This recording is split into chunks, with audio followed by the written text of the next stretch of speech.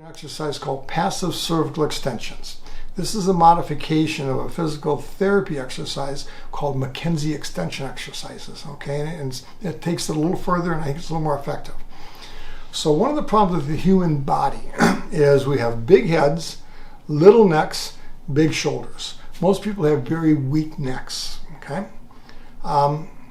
and we carry a lot of tension. We have a little tiny spine, and the muscles on our neck are built to balance our neck back and forth. One of the problems with the way we're built, we have lots of muscle in the back of our neck to stabilize the posterior aspect of the neck.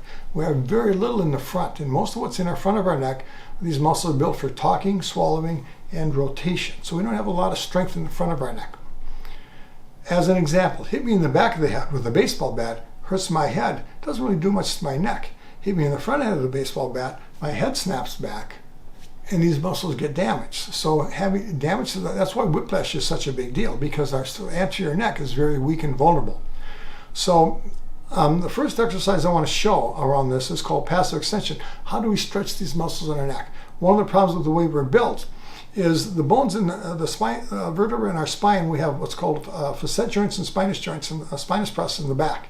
And I can only bend my head back so far to try to stretch these muscles, and the bones run into each other. So that's as far as I can go mechanically. I don't get much of a stretch here. So a Mackenzie exercise, or a passive cervical extension, involves extending the spine to make more room and extending the neck backwards. So to do that, we have to have a surface where we can lay our head backwards off the end of the bed. So I like to use a bench, like a weight bench or a massage table works well. Sometimes the bed works if it's fairly firm. If the bed's too soft, you won't get much of extension. So some people have to use the top of a flight of stairs. That works really well. A coffee table, an ottoman, something like that. So I'm going to lay my head, I'm going to come backwards to the end of this bench. I'm going to find a level where I can let my head hang backwards comfortably for 30 seconds. Now I want to feel the stretch here.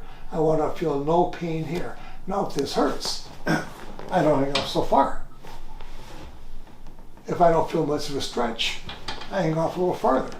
So in this case, I'm going to hang off my head off like this. I feel a nice stretch here, and I just relax like this for 30 seconds. Then I pick my head up, I turn it, and I relax back again for 30 seconds.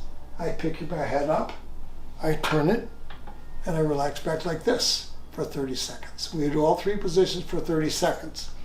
Now the mistake people make with this exercise, they overdo it. This looks like a simple exercise, but it's actually a very aggressive exercise. So if you get sore from doing this, or you feel pain, don't hang off so far. Find a level where you can do this more comfortably. And the reason I like 30 seconds, it's a passive exercise, so you need time for your body to let those muscles open up. 30 seconds, always pick your head up before you turn it. Okay? Now, don't do this exercise if you know you have damage in your facets. Don't do this exercise if you know you have vascular problems in your neck. You know, if you've had congestion, plaquing in your neck, that's not a good exercise for you to do. If it makes you dizzy, then it's not a good exercise for you. 80% of people, 90% of people, this is a very effective exercise as long as you do it carefully and appropriately.